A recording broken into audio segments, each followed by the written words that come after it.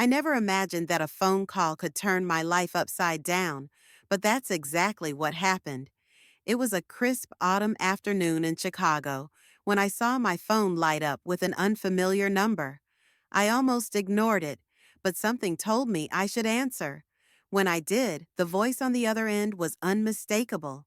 Even though years had passed, the words still carried the weight of all those unspoken years. "Samantha, it's Isabella," she said, her tone dripping with an odd mix of formality and something I couldn't quite place. "Isabella?" I replied, trying to keep my voice steady. "What's going on?"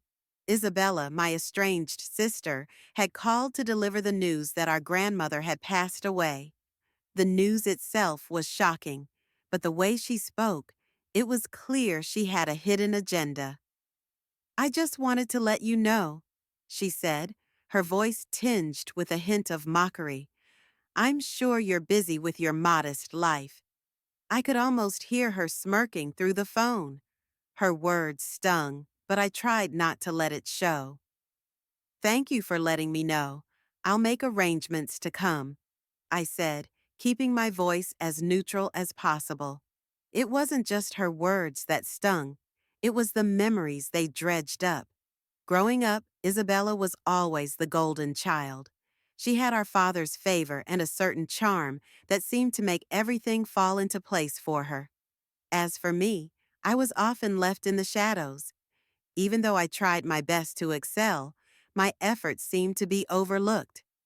Isabella and I hadn't spoken much in years after she had stolen David from me. I had cut ties with her, and by extension, with the rest of my family. It wasn't just about the betrayal, it was about how it highlighted the unequal treatment I had always felt. David Parker had been my fiancé. He was the love of my life, and we had a future planned together. That was until Isabella, with her manipulative charm, came into the picture. David had left me for her, and I had been devastated. It wasn't just a broken relationship, it was a betrayal that left scars. Our family had always been fractured. Our father, stern and unyielding, had favored Isabella for her resemblance to him. My mother, although caring, was often caught in the middle. She tried to show support, but it was clear that Isabella had always been the preferred child. I had chosen a different path after the breakup. I left my job as a school administrator to focus on raising my daughter, Lily. John, my husband, was a supportive tech executive who loved me for who I was. We had a cozy home in the suburbs and a life that, while modest, was filled with love. Lily, our 6-year-old daughter, was a bright spot in our lives. She had a passion for drawing and even had a popular YouTube channel where she shared her artwork with the world. Despite the success in my personal life, the call from Isabella brought back a wave of old emotions. The thought of returning to the family home for the funeral filled me with apprehension. I hadn't been there in years, and the memories were bittersweet. Our grandmother had always been a beacon of kindness in our family. She was the one person who had supported me unconditionally. Her death marked the end of an era, and now, with Isabella's call, it felt like I was being dragged back into a world I had tried to leave behind. I spent the next few days preparing for the trip. The thought of seeing Isabella again filled me with a mix of dread and anticipation. It was not just about the funeral. It was about facing the family dynamics that had shaped so much of my life. I couldn't shake the feeling that there was more to Isabella's call than just the announcement of our grandmother's passing.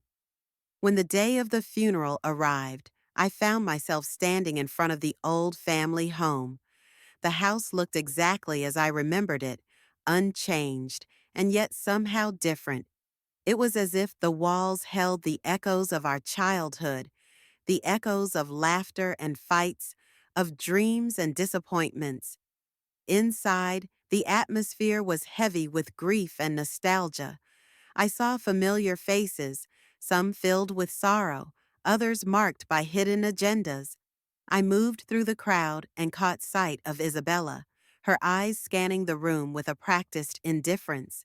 She was surrounded by people who seemed to hang on her every word, her charm as potent as ever. I watched her with a sense of unease. Despite the years and the distance, it felt like we were still locked in the same old struggle. Isabella's presence was a stark reminder of the family dynamics that had always been a part of my life. In the middle of the ceremony, as the eulogies were being delivered, Isabella managed to corner me. "Samantha," she said with a smile that didn't reach her eyes. "It's been a while." I forced a smile in return. "Yes, it has. How have you been?"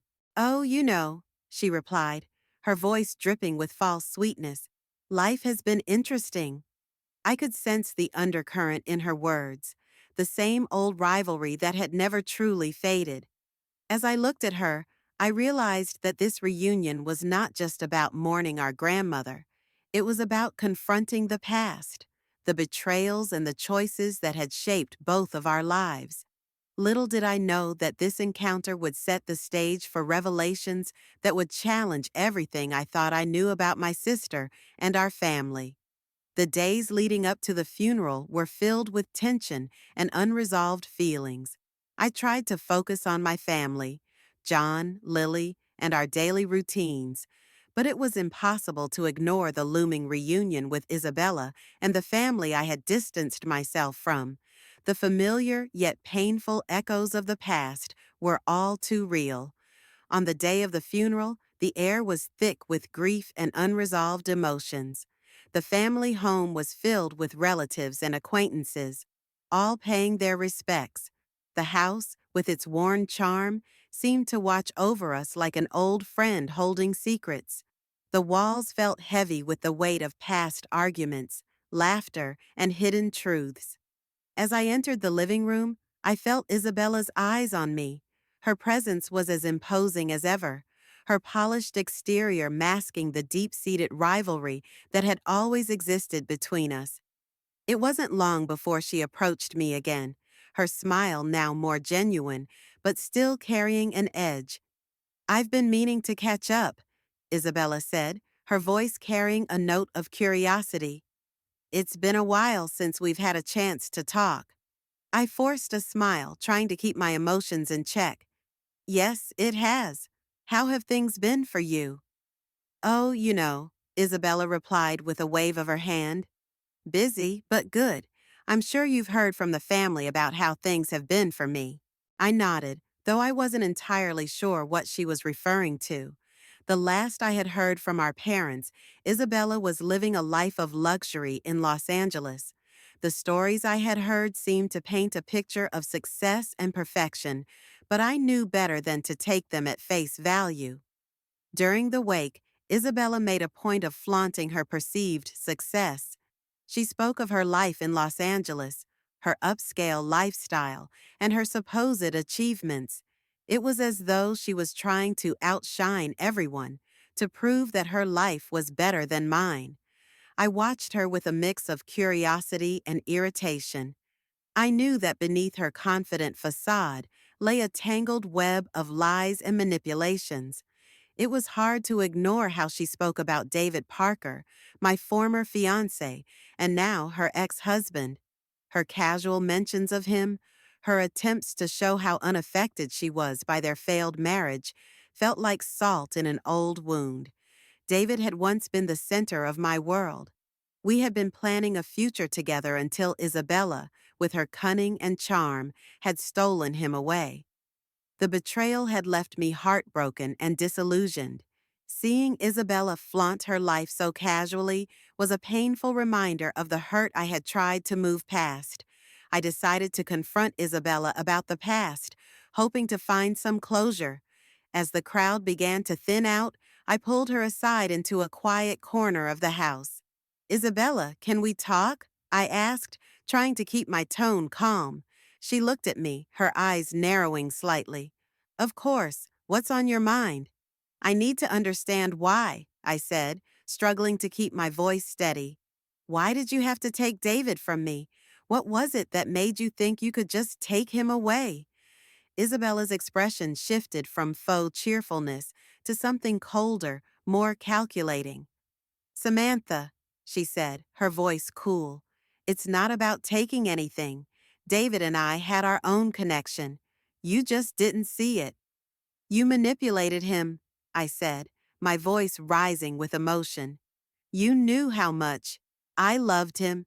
She shrugged nonchalantly. David made his own choices. You have to move on, Samantha. Life doesn't wait for anyone. Her dismissive attitude was infuriating. You never understood, did you? It wasn't just about David.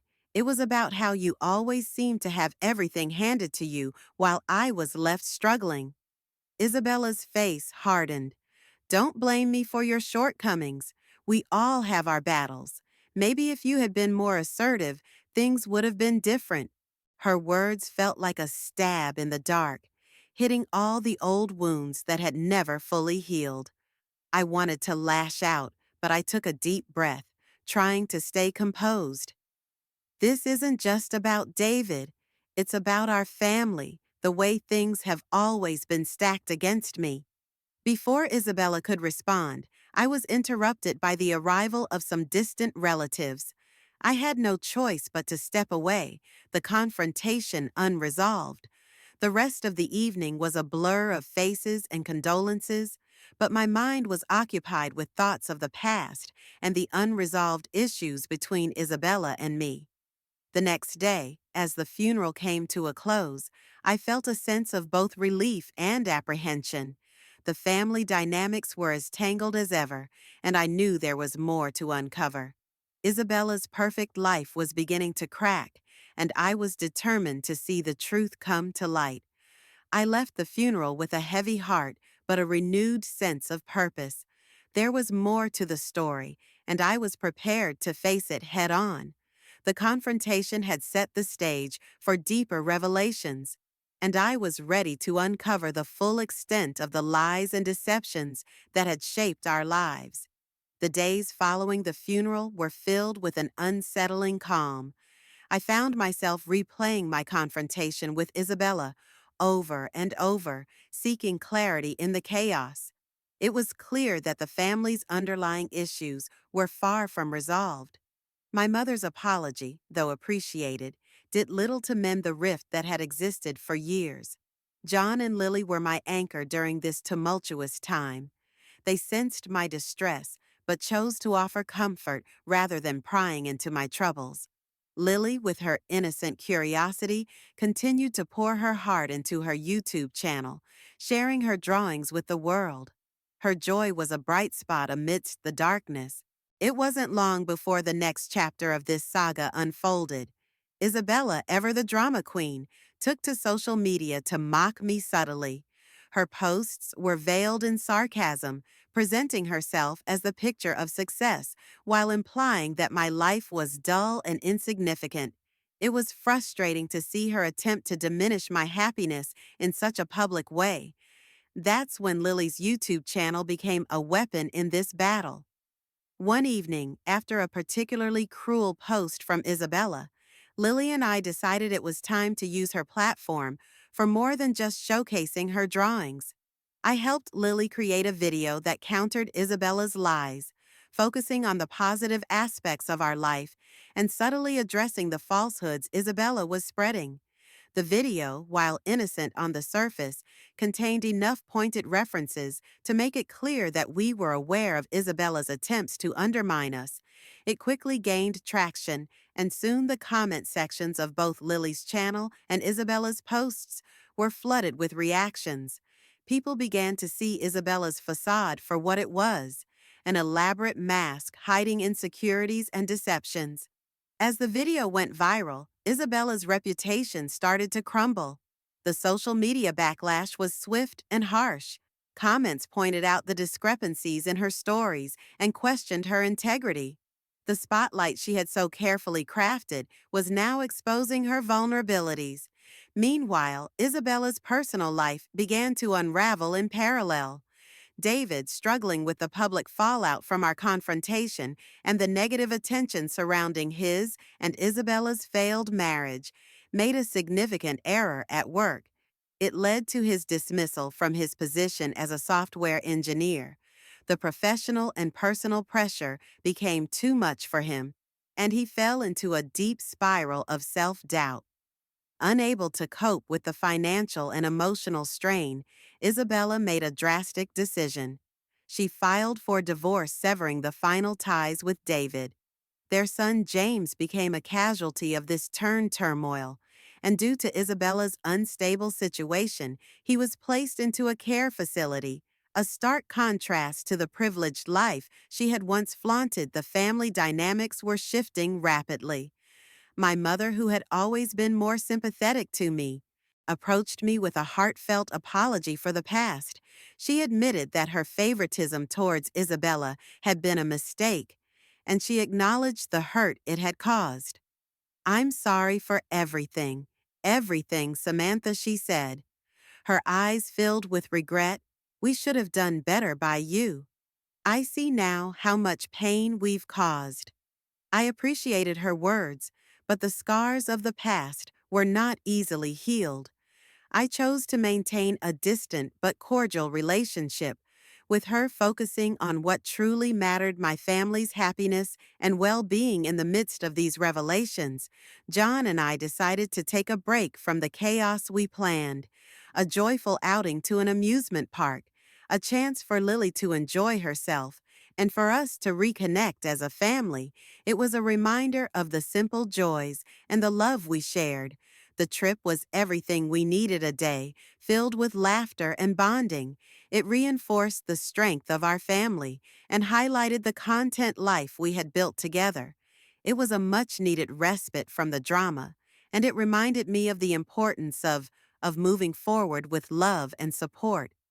As we enjoyed the day, I realized that while the past had its shadows, the future held the promise of light. With Isabella's downfall and the family's apologies, I felt a sense of closure. The journey was far from over, but for now I could focus on cherishing the present and looking forward to a brighter future. The weeks after our trip to the amusement park brought a profound sense of calm. My life, once shaken by familial discord, was finding its equilibrium again. As I looked around at my little family, I realized how much we had grown through all the trials. Isabella's downfall was a hard pill to swallow, but it was a reminder of the destructive power of envy and manipulation. Her failed attempts to belittle my life had only served to bring her own downfall into the spotlight. The divorce, the L of her son to a care facility, and her diminishing reputation were harsh consequences of the path she had chosen. David, once a part of my life, and now a figure of past regrets, faced his own set of challenges. His dismissal from his job had left him struggling to find his footing. Yet despite everything, there was a sense of detachment from my part. My focus had shifted entirely to my own family and the life we had worked so hard to build. John and I continued to nurture our relationship, finding strength in each other. Our daughter Lily thrived in her creative endeavors. Her YouTube channel remained a beacon of joy and positivity, helping to distract from the negativity that had surrounded us. Watching her grow and flourish was a constant reminder of what really mattered. One day I received a letter from my mother. In it, she expressed her sorrow for the way things had unfolded and asked for forgiveness. Her apology was heartfelt, but I knew that mending our relationship would take time. I responded with kindness, acknowledging her regret, while emphasizing the importance of moving forward. Our family dynamics had been altered permanently, but the experience had also brought clarity. My parents' favoritism towards Isabella and the subsequent fallout had taught me invaluable lessons about resilience and forgiveness. It was clear that healing from these wounds required more than just time. It required understanding and a willingness to let go of past grievances. In the quiet moments of reflection, I understood that the pain of the past had forged a stronger bond within my own family. John, Lily, and I were more connected than ever, and our shared experiences had deepened our appreciation for one another. We found solace in our daily routines and the small moments that brought us joy. As summer turned to fall, I began planning a new project, one that would honor the lessons learned and the family we had become.